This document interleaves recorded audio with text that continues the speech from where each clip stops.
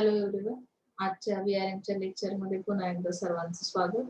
आपण आज third unit start करतोय VRMचा. मी तुम्हाला 2 युनिटच्या नोट्स लवकरात लवकर देण्याचा प्रयत्न करेन. कारण युनिट टेस्टसाठी तुम्हाला प्रिपरेशन करावं लागेल. आता आपला हा जो थर्ड युनिट आहे, ऍक्च्युली आपण बऱ्याचशा गोष्टी स्टडी केल्या फर्स्ट आणि सेकंड मध्ये. सॅम्पल्स कसे कलेक्ट करायचे किंवा अदर ज्या काही मेथड्स आहेत त्याच्यामध्ये लिकर्ड स्केल आहे किंवा त्यामध्ये कशा पद्धतीने कॅल्क्युलेशन्स केले जातात, सर्वे कसा केला जातो किंवा डेटा म्हणजे काय, पर्सनल डेटा म्हणजे काय, ऑर्गनायझेशनल डेटा कसा कलेक्ट केला पाहिजे किंवा सॅम्पलिंगच्या काही मेथड्स पाहिल्या. त्यानंतर रिसर्च डिझाईन स्टडी केली की रिसर्च डिझाईन करायची असेल तर कशा पद्धतीने केली पाहिजे, त्यासाठी इसेन्शियल्स कुठले यूज केले पाहिजे, जो डेटा कलेक्ट केलाय तो करेक्ट आहे की नाही, त्याची इम्पॉर्टन्स काय आहेत रिसर्च डिझाईनचे. त्यानंतर हायपोथेसिसचे सोर्सेस आपण स्टडी केले, टाइप्स ऑफ हायपोथेसिस. म्हणजे अशा पद्धतीने आपण रिसर्च प्रोसेस सगळी जवळजवळ स्टडी केलेली आहे. आता थर्ड जो तुमचा युनिट असणार आहे तो काय आहे की प्रोसेसिंग ऑफ डेटा. ऍक्च्युअली ही प्रक्रिया कशी सुरू झाली किंवा आपल्याला ती प्रोसेस मध्ये कसा आणायचा आहे तो डेटा. मग प्रोसेसिंग ऑफ डेटा मध्ये आपल्याला इंट्रोडक्शन पाहावी लागेल, meaning of data processing, editing of data, coding of data, classification of data, tabulation of data, advantages आणि डिसएडव्हान्टेजेस. अगदी ऍडव्हान्टेज डिसएडव्हान्टेज दिलेले असतील तर आपण घेणार असो.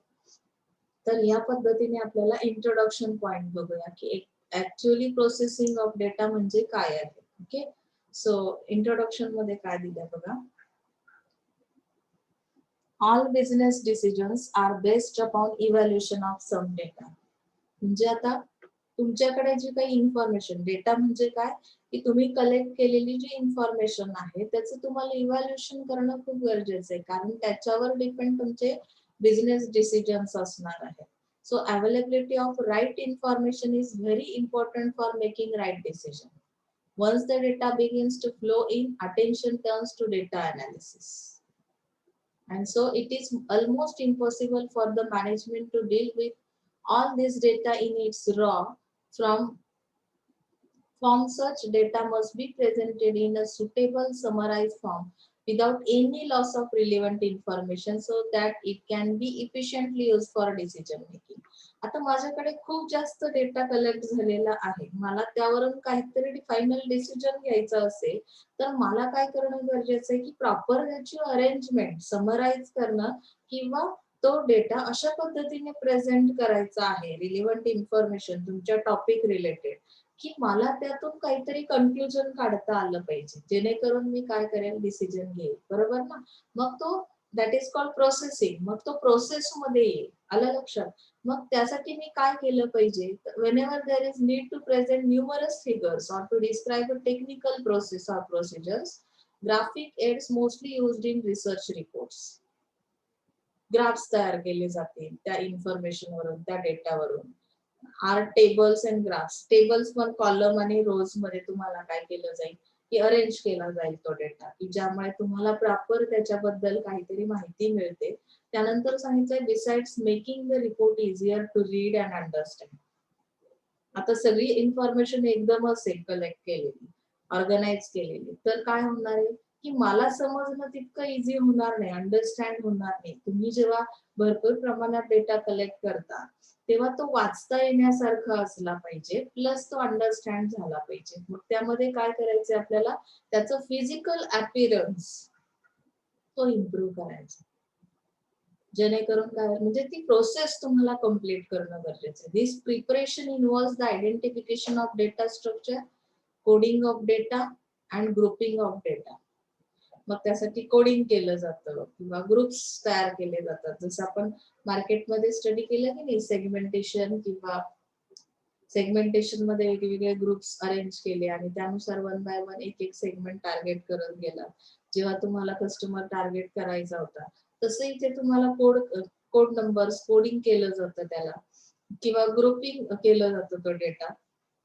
दिस data preparation for research analysis is termed as processing of data. Further selection of tools for analysis would to a large extent depend on the result of this data processing. Okay, so meaning of data processing. Data processing is an intermediary stage. कशाची intermediary stage आहे ही? Of work between data collection and data interpretation. म्हणजे data collect करणं आणि interpretation करणं, म्हणजे त्याचा meaning समजून घेणं, अर्थ लागणं किंवा त्याला अंडरस्टँड होणं. लक्षात आलंय? म्हणजे ह्या दोघांच्या मधली जी इंटरमिडियरी स्टेज आहे ती आहे data processing. Data gathered in the form of questionnaires, interview schedules, field notes, data sheets is mostly in the form of large volume of research variables. आपण जनरली ज्या मेथड्स पाहिले की primary data collection, secondary data collection, त्यामध्ये वेगवेगळ्या form मध्ये तो data available झालेला आहे. मग त्यासाठी काय करायचं? Research variables recognise is a result of the preliminary research plan which also sets out the data processing method. Before hand processing of data requires advanced planning, and this planning may cover such aspects as identification of variables. तुम्हाला तो data अशा पद्धतीने लावायचा आहे की तिथे तुम्हाला identify करता आले पाहिजे व्हेरिएबल्स कुठले आहेत. जसं आपण शिकलो की नाही की एक व्हेरिएबल दुसऱ्या व्हेरिएबल डिपेंडंट आहे की इंडिपेंडंट व्हेरिएबल आहे, त्यानुसार आपण हायपोथेसिस टेस्टिंग पण स्टडी केलेला आहे. मग इथे तुम्हाला ते आयडेंटिफाय करता आले पाहिजे, अशा पद्धतीने तुम्हाला तो प्लॅनिंग करावं लागेल डेटा प्रोसेसिंगचा. Hypothetical relationship among the variables and tentative research hypothesis. Tentative research hypothesis म्हणजे काय की जनरली एक काहीतरी कन्क्लुजन त्यातून आपण काढतो. ओव्हरऑल आपण जे काही त्यातून कन्क्लुजन काढलेलं असतं, म्हणजे हायपोथेसिस आपण स्टेटमेंट एक काढतो, बरोबर की नाही हायपोथेसिस मध्ये. मग टेंटेटिव्ह असं हायपोथेसिस त्यातून निघालं पाहिजे.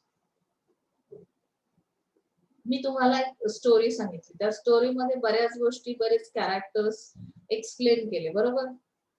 प्रत्येकाच्या रोल रिस्पॉन्सिबिलिटीज सांगितल्या.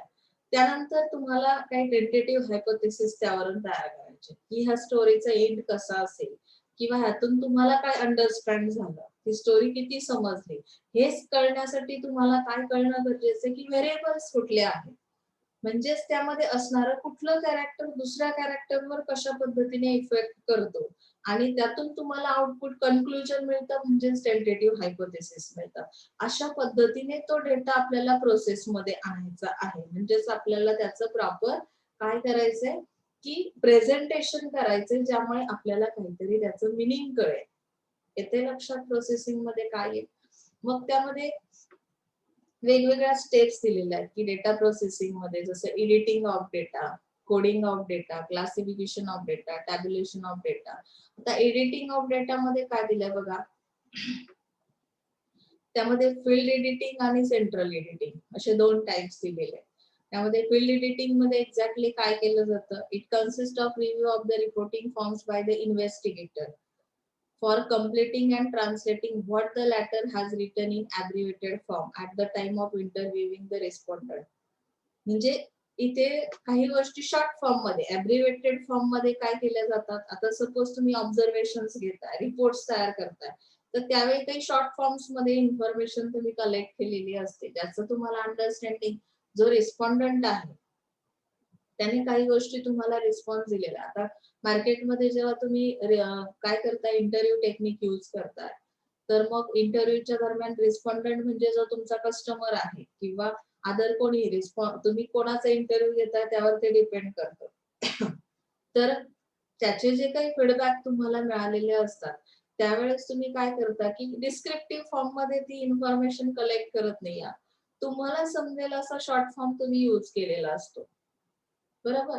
मग तुम्हाला काय करायचं की फील्ड एडिटिंग मध्ये this form of editing is necessary in view of the writing of individual which vary from individual to individual and sometimes difficult for the tabulator to understand. आता tabulation जे केलं जातं, पुढचा पार्ट, जो data तुम्हाला काय करायचा आहे ऍक्च्युअली रो आणि कॉलम मध्ये अरेंज करायचा आहे. तर प्रत्येक इंडिव्हिज्युअल पर्सनचे शॉर्ट फॉर्म्स हे वेगवेगळे, त्याचा मिनिंग हे वेगवेगळं असू शकतं. जनरली आता तुम्ही जो सोशल मीडिया यूज करताय, व्हॉट्सअपवर तुम्ही जे काही सिम्बॉल यूज करता, स्माइली वगैरे, त्यामध्ये बरेच प्रकार आहेत, ते कॉमन आहे, त्याचे मिनिंग तुम्हाला कॉमन दिलेले आहे. त्यामुळे तुम्ही ज्याला तो मेसेज फॉरवर्ड करता त्याला तो अंडरस्टँड होतो. आता एखादा पर्सन असेल की जी काही मागची जनरेशन आहे त्यांना त्याचं फार नॉलेज नसेल तर त्याला ते मिनिंग कळणार नाही. प्रत्येकाकडे कुठल्या गोष्टीचं कितपत नॉलेज आहे त्यावर ते डिपेंड करतं. मग टॅब्युलेटरला तुम्ही जे शॉर्ट फॉर्म यूज केले, शॉर्ट फॉर्म यूज करून जो डेटा कलेक्ट केलेला आहे इन्फॉर्मेशन ती कळणं गरजेचं आहे. मग त्यावेळेस काय केलं जातं, this sort of editing should be done as soon as possible after the interview. मग तिथे लगेच एडिटिंग केलं जातं. इंटरव्ह्यू संपला की इंटरव्ह्यू घेताना मी जो काही ॲब्रिव्हिएटेड फॉर्म म्हणजे शॉर्ट फॉर्म यूज केलेला आहे त्याच्यामध्ये एडिटिंग करणं that is called field editing. And it may be necessary sometimes to recall the memory. And while doing so, care should be taken so that the investigator does not correct the errors of omission by simply guessing what the respondent will have answered if the question was put to him. म्हणजे इथं तुमची memory काय करायची तुम्हाला की recall करायची आहे की काही गोष्टी तुम्ही इथे काढून टाकू शकत नाही. इन्व्हेस्टिगेटर जो आहे ज्याने ती इन्फॉर्मेशन कलेक्ट केलेली आहे त्याला काय करायचंय की रेस्पॉन्डंट काय बोलतोय किंवा कुठल्या गोष्टी त्याचं जे नॉलेज आहे जो फीडबॅक मिळतो जी इन्फॉर्मेशन माझ्याकडे येते तर कुठल्या क्वेश्चनचा आन्सर काय दिलेला आहे हे मी माझ्या मेमरीमध्ये स्ट्रॉंगली काय ठेवणं गरजेचं आहे. कुठली गोष्ट मी अशी स्वतःहून काय करू शकत नाही की काढून टाकू शकत नाही. आता सपोज एखादा इंटरव्ह्यू जो कोणी तुमचा रिस्पॉन्डंट आहे निगेटिव्ह रिस्पॉन्स देत असेल तर तो आहे तसंच तुम्ही काय करायचंय मेन्शन करायचंय. फक्त तुम्ही जे शॉर्ट फॉर्म यूज केले ते कट करायचे आणि ते सेंटेन्स मध्ये कसं देता येईल जेणेकरून तुमचा जो टॅब्युलेटर आहे त्याला ती लँग्वेज कळली पाहिजे. आलं लक्षात. सेंट्रल एडिटिंग मध्ये काय केलं जातं बघा. Central editing should be carried out when all the forms of schedules have been completed and returned to the headquarters. Central editing मध्ये जे शेड्यूल बनवलेलं आहे तर शेड्यूल नुसार तुम्ही जो काही डेटा कलेक्ट केलेला आहे तो हेडक्वार्टरला पाठवला जातो. This type of editing requires that all the forms are thoroughly edited by single person. म्हणजे प्रत्येक फॉर्म मधला डेटा तिथे एडिट केला जातो. स्मॉल फील्ड स्टडी असेल, स्मॉल ग्रुप ऑफ पर्सन असेल किंवा लार्ज फील्ड स्टडी असेल. आलं लक्षात. Editor may correct the obvious errors such as an entry in wrong place. काही काही चुकीच्या गोष्टी तिथे एंटर झालेल्या आहेत की एंट्री प्लेस तुम्ही कुठली टाकलेली आहे चुकून सपोज दुसऱ्या प्लेसची एंट्री झाली.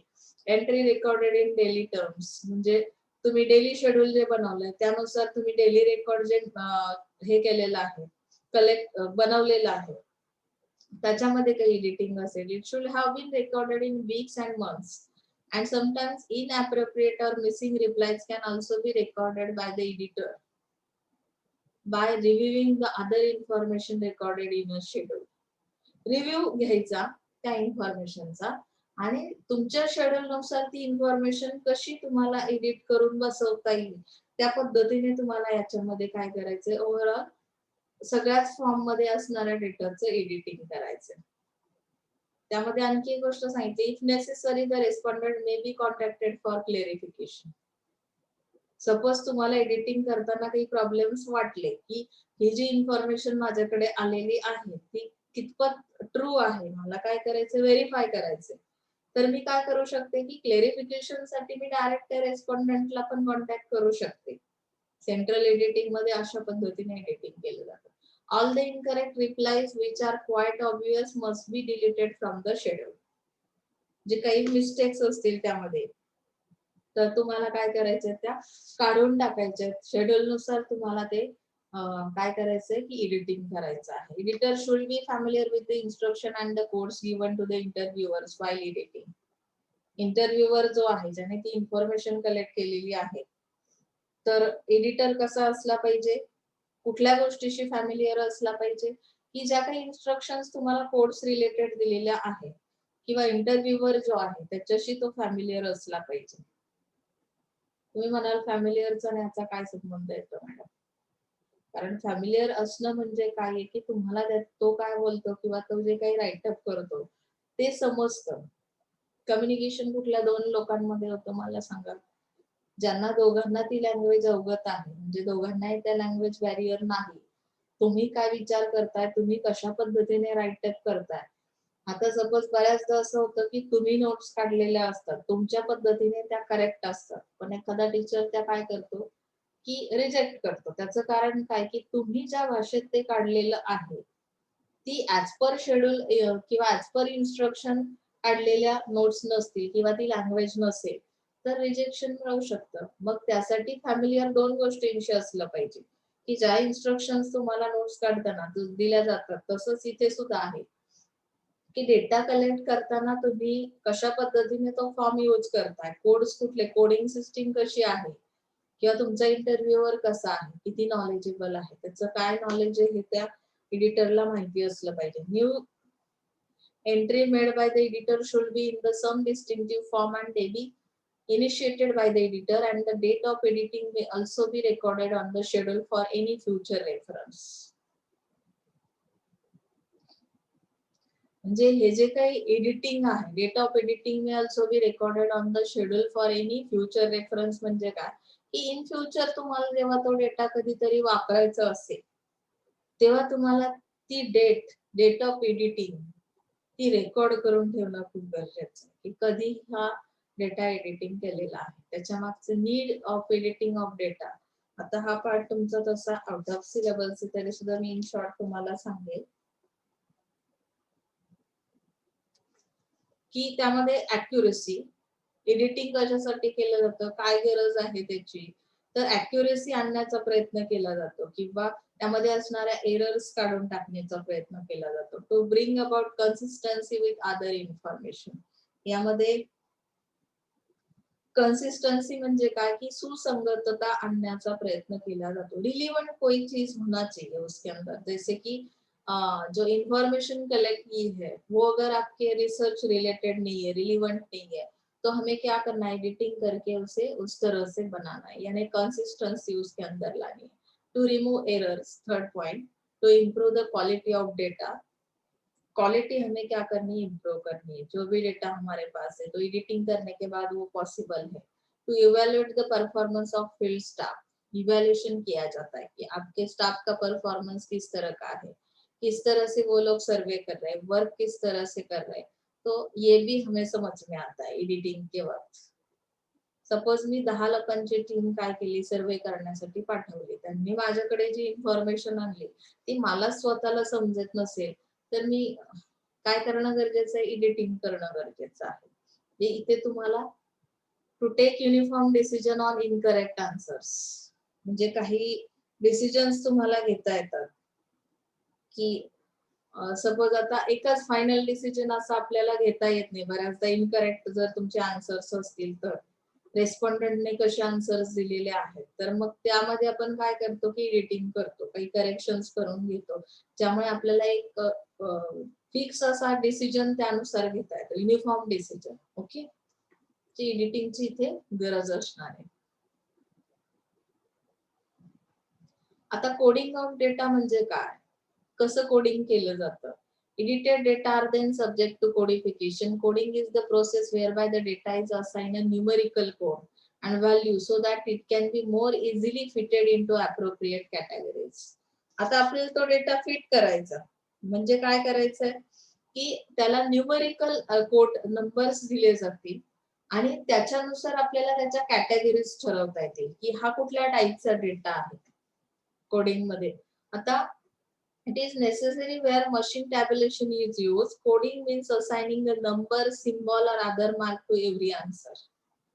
म्हणजे कुठला आन्सर जास्त रिलेव्हंट आहे, करेक्ट आहे, त्याच्यासाठी मी काय कोड दिला, काय सिम्बॉल दिला. आता एबीसीडी वापरली की काही मार्किंग साठी नंबर्स दिलेले आहेत 1 2 3 4, अगदी राईट आन्सर आहे त्याला मी 1 दिला का, त्याच्यापेक्षा थोडं मला वाटतं की सेकंड रँक वर एक आहे तर त्याच्यासाठी 2 नंबर दिला. म्हणजे फर्स्ट रेफरन्स ज्या स्टेटमेंटला ज्या डेटाला जातो त्याच्यासाठी मी नंबर्स काही ठिकाणी यूज केले, काही ठिकाणी आपण एबीसीडी सारखे सिम्बॉल मार्क काहीतरी यूज करू शकतो. म्हणजे काय करता येतं की कोडिंगला अशा पद्धतीने असाइन केले जातात numbers. Responses collected in the data sheet varies. Sometimes the responses could be the choice among a multiple response. And sometimes the response could be in terms of values and sometimes the responses could be alphanumeric.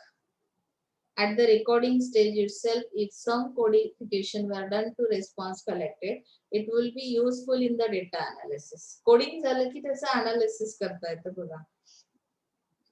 आता यामध्ये essentials बघूया म्हणजे तुमच्या लक्षात येईल.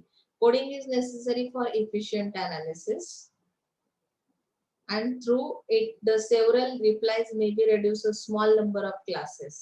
खूप जास्त प्रमाणात डेटा आहे आणि तो सेम सिमिलर काही लोकांना सवय असते बघा. डिस्क्रिप्टिव्ह फॉर्म मध्ये जर तुम्हाला एखादा क्वेश्चन आला, जे आन्सर तुम्ही 5 मार्क्स साठी रेडी केले, काही लोकांकडे ते स्किल खूप जास्त असतं की ते 7.5 मार्क्सला तो क्वेश्चन आला तर कसा एक्सटेंड करायचं त्यांचं त्यांना माहिती असतं. आन्सर तसं तुमचं 5 सेंटेन्स मध्येच आहे. मग एवढा डिस्क्रिप्टिव्ह फॉर्म असेल तर काय होणार नाहीये, तो अंडरस्टँड करणं किंवा त्याचं एफिशियंट असं त्याचा कुठलाही इम्पॅक्ट दिसणार नाहीये. मग कोडिंगमुळे काय होतं की शॉर्ट फॉर्म्स तयार होतात. Numbers small number of classes म्हणजे काय की जी क्रिटिकल इन्फॉर्मेशन आहे ती थोडीशी काय केली जाते, एका फॉर्म मध्ये आणण्याचा, एका क्लास मध्ये आणण्याचा प्रयत्न केला जातो कोडिंग मध्ये.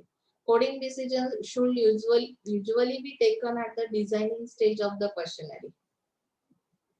कोडिंग मुळे काय होतं की तुम्हाला क्वेश्चनरी डिझाइन करता येते. आलं लक्षात? डिझायनिंग म्हणजे काय? रिसर्च डिझाइन तुम्ही शिकला तर यामध्ये प्री कोड्स दिले जातात. Questionnaire choices and which in turn is helpful for computer tabulation. मग त्याला नंबर दिलेले असल्यामुळे टॅब्युलेशन फॉर्म मध्ये रोज आणि कॉलम्स मध्ये अरेंज करणं इझी होतं तुम्हाला. लक्षात आलं?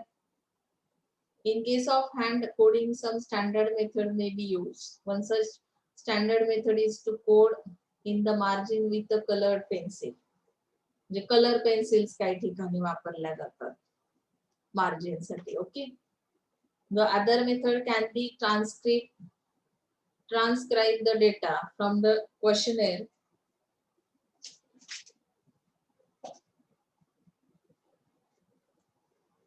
to a coding sheet. Whatever method is adopted, one should see that coding errors are altogether eliminated or reduced to minimum level. जे इथं काय केलं जातं की ज्या डेटामध्ये काही ज्या एरर्स आहेत त्या काढून टाकून त्याला जर कोडिंग केलं तर काय केले जातात, त्या एरर्स इलिमिनेट केल्या जातात, कमी केल्या जातात, रेड्यूस केल्या जातात मिनिमम लेवल पर्यंत. आणि त्यामुळे तुम्हाला तो data transcribe the data from the questionnaire म्हणजे तो कॉपी करता येतो त्या शीटवर. लक्षात येत आहे? क्लासिफिकेशन ऑफ डेटा मध्ये हा सुद्धा तुमचा तसा आउट ऑफ सिलेबस आहे. क्लासिफिकेशन मध्ये दिलाय की अकॉर्डिंग टू ऍट्रिब्यूट्स आणि दुसरा क्लासिफिकेशन दिलेला आहे according to class intervals. Actually printing mistake आहे. फर्स्ट ए पॉइंट जो क्लासिफिकेशन अकॉर्डिंग टू ऍट्रिब्यूट्स आणि second B classification according to class interval. यामध्ये तो जो डेटा आहे त्याचं क्लासिफिकेशन कसं केलं जातं बघा. आता त्याचे ऍट्रिब्यूट्स काय म्हणजे कॅरेक्टरिस्टिक्स काय आहेत, which can either be descriptive or numerical descriptive. Characteristic refers to qualitative phenomenon which cannot be measured quantitatively. Only their presence or absence in an individual atom can be noticed. Data obtained this way on the basis of certain attributes are known as statistics of attributes and their classification is said to be classification according to attributes. डेटाचे characteristics कळणं म्हणजे नक्की काय आहे ते quantity मध्ये तुम्हाला नाही मेन्शन करायचं इथे. आलं लक्षात?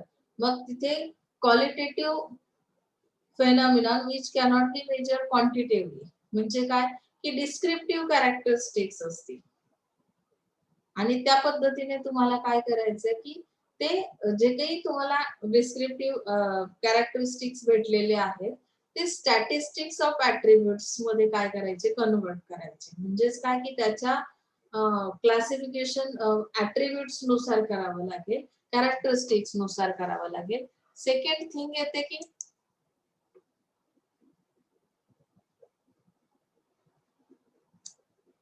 Classification according to class interval. Class interval मध्ये क्लासेस कसे पाडले जातात बघा. Unlike descriptive characteristic, numerical characteristic refer to the quantitative phenomena which can be measured through some statistical units, data relating to income, production, age, आता यामध्ये तुम्हाला लक्षात आलं असेल क्लास, जसं आपण middle class, lower class, higher class करतो की नाही, मग त्यामध्ये आपण ह्यामध्ये जो डेटा कलेक्ट केलेला आहे तो स्टॅटिस्टिकल फॉर्म मध्ये असेल. जे इन्कम लेवल, आता सपोज मी 0 to 5,000, 5,000 अप टू 25,000 असा एक एक क्लास केलेला आहे. आणि त्यानुसार मी काय केलं त्याला, की युनिट्स मध्ये नंबरिंग केलं, म्हणजे नंबर्स दिले त्यांना आणि त्यानुसार त्या कॅटेगरीज डिफाईन केल्या. आता एज मध्ये 0 to 5 age, 5 to 10, 10 up to 20 अशा पद्धतीने ते क्लास केले आणि तो डेटा क्लासिफाय केला. आलं लक्षात? आता पॉप्युलेशन किती होती? 10,000 होती. त्यामध्ये एज वाईज मी काय केलं? क्लासिफिकेशन केलं. वेट वाईज क्लासिफिकेशन केलं. प्रोडक्शन किती होतंय त्यानुसार मी क्लासिफिकेशन केलं. म्हणजे ज्या टाईपचा डेटा तुमच्याकडे अवेलेबल झालाय त्याला तुम्ही अशा पद्धतीने क्लासमध्ये कन्वर्ट केलं. ओके. आता याचे ऑब्जेक्टिव्ह काय आहेत? कशासाठी केलं जातं classification? To condense the available data in a compact manner for quick understanding. म्हणजे आता 10,000 पॉप्युलेशनचा मी रिसर्च केलेला आहे, सर्वे केला, तर मला करेक्ट त्यातून काहीतरी इन्फॉर्मेशन मिळाली पाहिजे ज्यामुळे मी डिसिजन घेऊ शकेल. मग ते अंडरस्टँडिंग कसं होईल? जर मी असे क्लास केले किंवा अशा पद्धतीने कॅरेक्टरिस्टिक्स नुसार त्याचं क्लासिफिकेशन केलं, तर मला जनरली एखाद्या डिसिजन वर येता येईल. या 10,000 पॉप्युलेशन मधून माझ्यासाठी उपयोगाचे किती पॉप्युलेशन आहे. मला लक्षात, रिलिव्हंट डेटा मला कुठून मिळू शकतो. The second objective of classification is to make the data ready for further processing. Classification केल्यामुळे प्रोसेसिंग साठी हा डेटा आपल्याला रेडी मिळतो. To find out important facts and also to facilitate comparison with the data of similar nature. म्हणजे इथे comparison करणं possible होतं. दोन क्लास मध्ये काय डिफरन्स आहे किंवा ऍट्रिब्यूट्स नुसार, कॅरेक्टरिस्टिक्स नुसार जेव्हा मी क्लासिफिकेशन करेल डेटाचं, तेव्हा मला कंपॅरिझन करता येईल आणि सिमिलर नेचर म्हणजे सिमिलर कॅरेक्टरिस्टिक्स असणारे काही पर्सन्स काय करता येतील? वेगळे काढता येतील. To make data ready for tabulation. असा डेटा मी क्लासिफाय केलेला असेल तर टॅब्युलेशन करणं आरामात जमतं तुम्हाला. To facilitate easy and quick interpretation of data. म्हणजे त्यामुळे तुम्हाला प्रॉपर त्याचं अंडरस्टँडिंग होतं, त्याचा अर्थ कळतो. लक्षात आलं? आता टॅब्युलेशन. टॅब्युलेशन मध्ये काय दिलं? Transcription of data can be use to summarise and arrange the data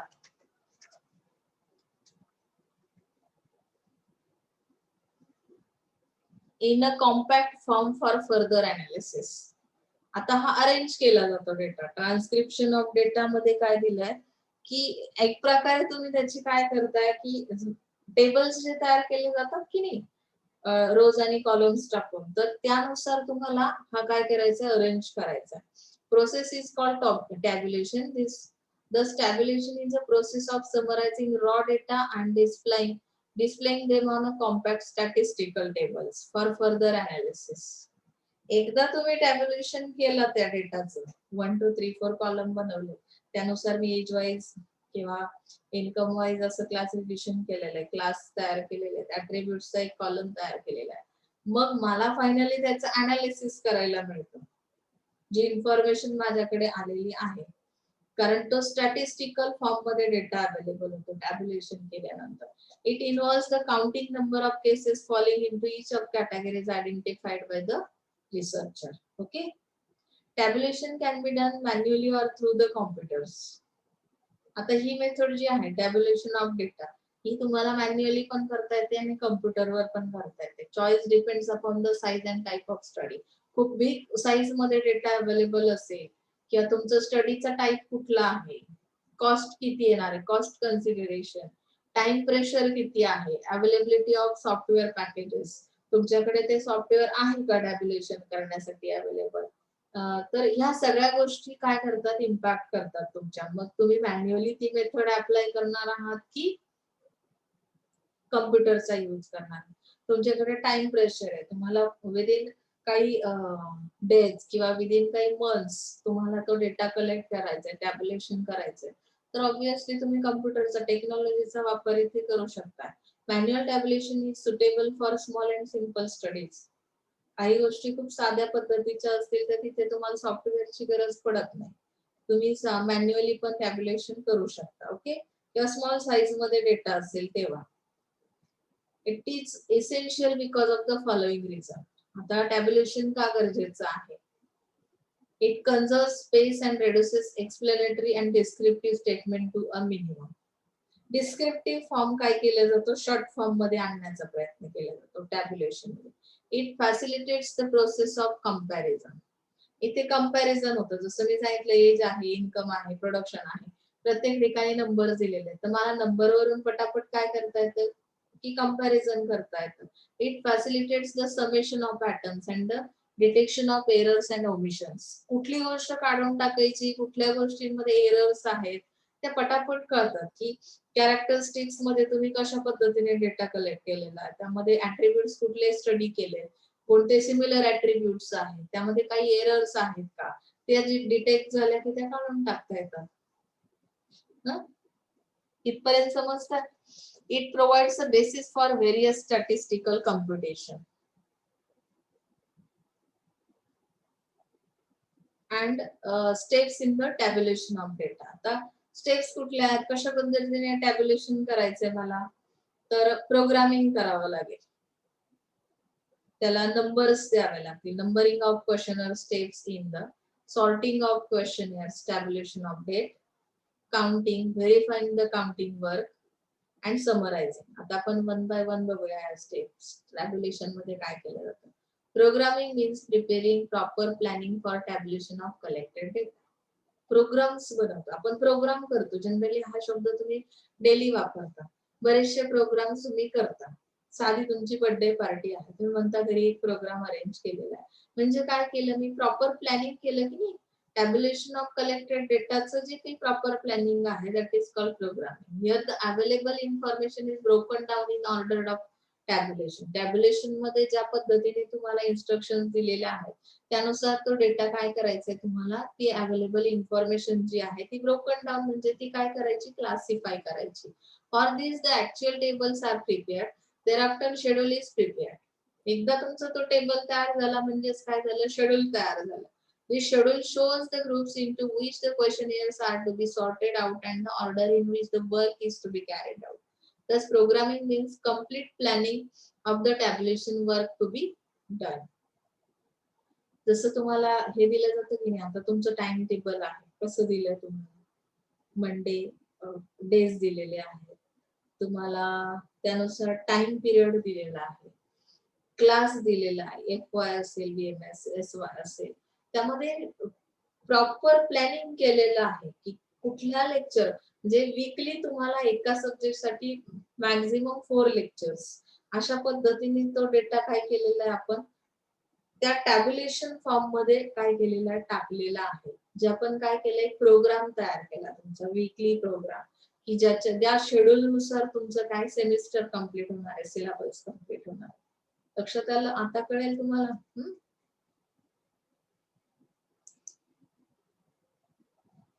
numbering of questioners.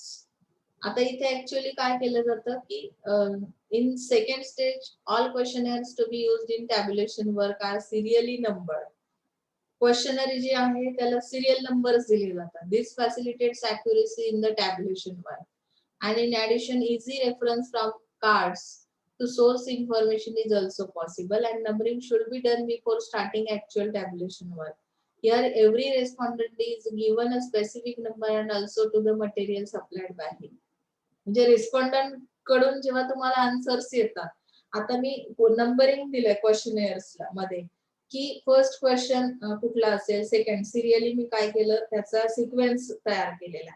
व रिस्पॉन्डंट काय करेल की तो पहिल्या याला कशा पद्धतीने रिस्पॉन्स देतो. सपोज मल्टिपल चॉईस क्वेश्चन्स असतील 1 2 3 4, तुम्ही 4 ऑप्शन्स दिलेले आहेत, तर फर्स्ट क्वेश्चन साठी त्याने कुठलं ऑप्शन, थर्ड ऑप्शन चूज केलंय का, अशा पद्धतीने ती अरेंजमेंट केली जाईल टॅब्युलेशन मध्ये. लक्षात आलं. Sorting of questioners. After numbering questionnaires, they should be sorted out as per the relevant group. Sorting is useful for quick and easy counting for tabulation purpose. म्हणजे सॉर्टिंग पण करता येते. काउंटिंग कशा पद्धतीने केलं जातं. After sorting questionnaire the next step is the counting of individual answers.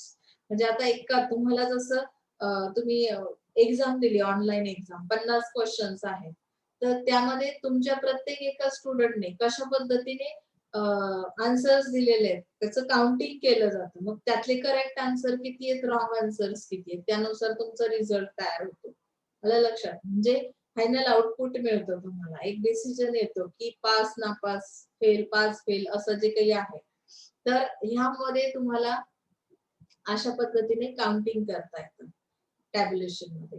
व्हेरीफाईंग the counting work.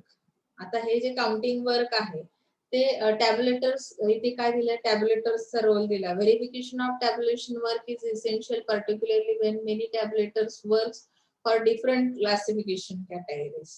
Verify का करावं लागतं हे वर्क, कारण टॅब्युलेटर कडे जेव्हा हा डेटा तुम्ही अवेलेबल करता तेव्हा त्याच्याकडे वेगवेगळ्या कॅटेगरीज आहेत, बरोबर. The chief tabulator has to share this responsibility and numbering of forms, coding and tabulation card must be verified for complete accuracy in tabulation work. जे इथे व्हेरीफाय करणंही गरजेचं आहे. समरायझिंग करतात म्हणजे नक्की काय केलं जातं. Various totals and sub totals obtain in the counting will be computed on a number of tally sheets. जी टॅली शीट तयार होते फायनली त्यामध्ये तुमच्याकडे ज्या काही टोटल्स आहेत किंवा सब टोटल्स आहेत, तुम्ही रो आणि कॉलम मध्ये तुम्ही काय करता की हॉरिझॉन्टल आणि व्हर्टिकल लाईन मध्ये दोन्ही पद्धतीने जेव्हा तुम्ही काही गोष्टींची टोटल सब टोटल करता तर ते सगळे तुम्हाला त्या शीटवर दिसले पाहिजे. जे त्यामध्ये टॅब्युलेशन ऑफ डेटा मध्ये समरायझिंग हा एक पार्ट येतो. लक्षात आलं. त्यामध्ये तुम्हाला सपोज हॉरिझॉन्टली पण आणि व्हर्टिकली पण सेम सिमिलर जर टोटल अपेक्षित असेल तर काही एरर्स येत असतील तर त्या काढून टाकल्या जातात. लक्षात आलं. Construction of table. मग कन्स्ट्रक्शन कसं होतं, तो टेबल कसा तयार होतो बघा इथे. Heading, total number, title of the table, designation of units. जे हेडिंग पॉइंट्स दिले जातात, बरोबर ना. जसं मी तुम्हाला सांगितलं इन्कम, एज, प्रोडक्शन अशा पद्धतीने तुम्ही टायटल्स दिले, टेबल नंबर्स दिले की सिरियल नंबर दिला, क्वेश्चनरीला सिरियल नंबर देतात की नाही त्या पद्धतीने टेबलला एक टायटल दिलं जातं की कुठल्या टॅब्युलेशन कशाचं नक्की करताय तुम्ही. बॉडी ऑफ द टेबल मध्ये sub head, box head, text और all other figures in each box. Notation मध्ये footnote, source of the table. Feature of effective table, column heading, captions, row heading, stubs. तुम्ही table बनवता की नाही याच्यामध्ये, तर तेव्हा तुम्हाला लक्षात येईल टेबल बनवताना काय काय घेतो आपण. Features of effective table. आता त्याचे इफेक्टिव्ह टेबल झाला हे आपण कसं ओळखणार, कुठले फीचर्स असले पाहिजे त्यामध्ये. आणि effective table is clear, brief, it has self explanatory title which tells about the table. तर टेबलचं टायटल वगैरे असे द्यायचे की ज्याच्यामुळे तुम्हाला बरीचशी इन्फॉर्मेशन क्लिअर कट कळेल, त्याचं एक्सप्लेनेशन तुम्हाला कळेल. लक्षात आलंय. All the units in the table are clearly indicated. म्हणजे प्रत्येक युनिटचं तुम्ही जे काही नंबर्स दिलेले आहेत ते इंडिकेट झाले पाहिजे. स्टब्स मतलब इथे दिले रो हेडिंग आणि कॉलम हेडिंग. कॅप्शन्स जे दिले जातात ते क्लिअरली मेन्शन्स करायचे. Body of the table clearly shows all relevant information according to the description. In the effective table there is use of brief form of the large figures. म्हणजे short form मध्ये आपण तो काय केलेला आहे, tabulation केलेला आहे. त्याच्यामध्ये footnote should be given to each table. Okay. त्यानंतर the data should be arrange systematically or chronologically and alphabetically. The atoms which need special emphasis must be specifically marked or highlighted.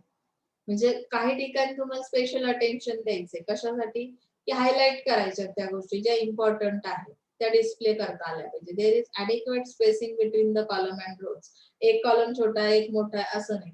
त्यासाठी proper जेवढा space अपेक्षित आहे, expected आहे तेवढा space तुम्हाला त्या column आणि रो मध्ये ठेवावा लागेल.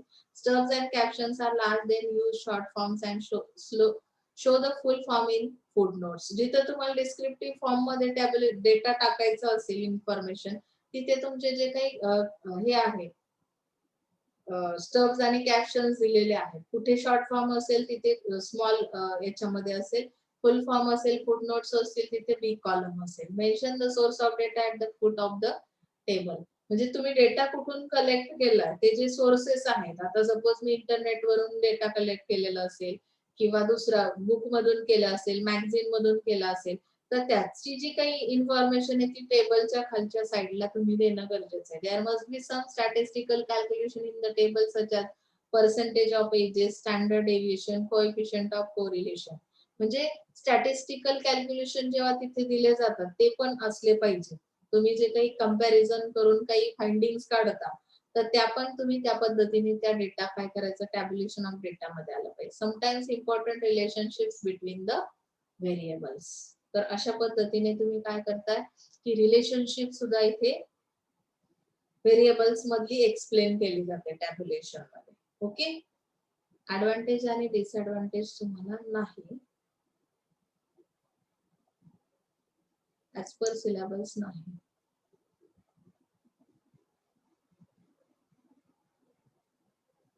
तुम्हाला डायरेक्टली आता डिसएडव्हान्टेज मोस्टली तुम्हाला माहिती आहे, कॉम्प्लिकेटेड प्रोसेस आहे ही. Every data cannot be put into tables. बराचसा डेटा असा आहे की जो तुम्हाला टॅब्युलर फॉर्म मध्ये नाही टाकतायत, कन्वर्ट नाही करतायत. फ्लेक्झिबिलिटी नाही, लॅक ऑफ फ्लेक्झिबिलिटी म्हणजे काय, की बऱ्याचदा त्याच्यामध्ये इथे दिलं की once the table is created then we cannot make changes regularly. If we want to make changes then we should change the whole table. एक जरी तुमचा तिथला फॉर्म चेंज झाला तर पूर्ण तुमची टोटल सब टोटल सगळं चेंज होतं. म्हणजे फ्लेक्झिबिलिटी त्यामध्ये ठेवता येत नाही. टेबल तयार झाला की तो काय करता येतो आणि काही कालांतराने म्हणजे जेव्हा मार्केटमध्ये काही चेंजेस येतात तेव्हा तुमच्या इन्फॉर्मेशन डेटामध्ये चेंजेस येतात तेव्हा पुन्हा तुम्हाला नवीन टेबल तयार करावा लागतो. म्हणजे टॅब्युलेशन ऑफ डेटाचं जे काही डिसएडव्हान्टेज आहे ते हे दिलेले आहेत. ओके, सो त्याच्या खाली ही क्वेश्चनरी दिलेली आहे, ती तुम्ही काय करायची, सॉल्व्ह करायची. मी तुम्हाला लवकरच देण्याचा प्रयत्न करेन. आजच्यासाठी इथपर्यंत थांबतोय आपण. So thank you so much. काही अडचण असेल तर विचारा.